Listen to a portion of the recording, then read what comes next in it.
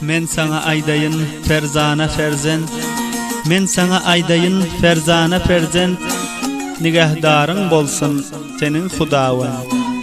Özünden ulyga eylegin hormat, atandan nasihat dinle evladım.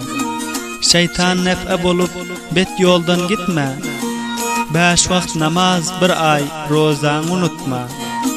Ulular duşundan bir salam ötme, günahını sevabı anla evladım. Atanın evlada öğretmek hakkı, atanın evlada öğretmek hakkı. Hiç adam bul dünya gelen yok bakı.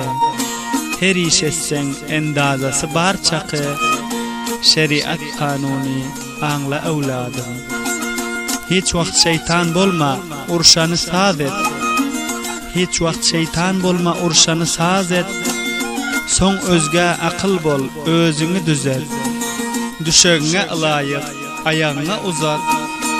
La pırıp ketteger kurma evladım. Köçede köp bolma ötene bakıp. Köçede köp bolma ötene bakıp. Emeli bolmagin sigri çart çekip. Garibi görende çıtılıp bakıp.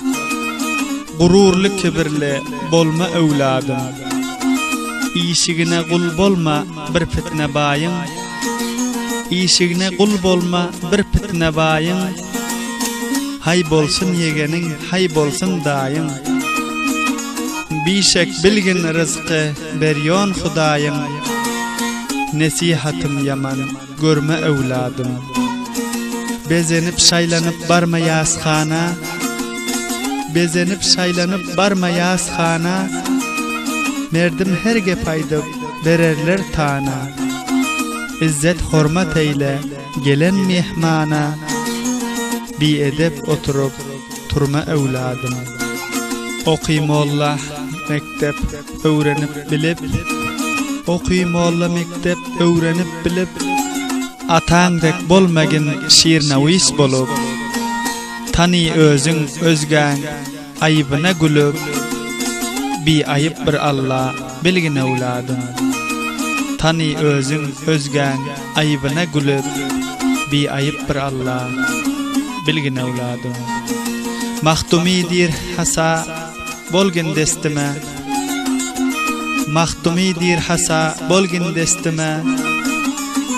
Qaranma çepini gözler astına. Xiyanat eyleme yaxşı dostuna. Hiç dostunu pula satma evladım.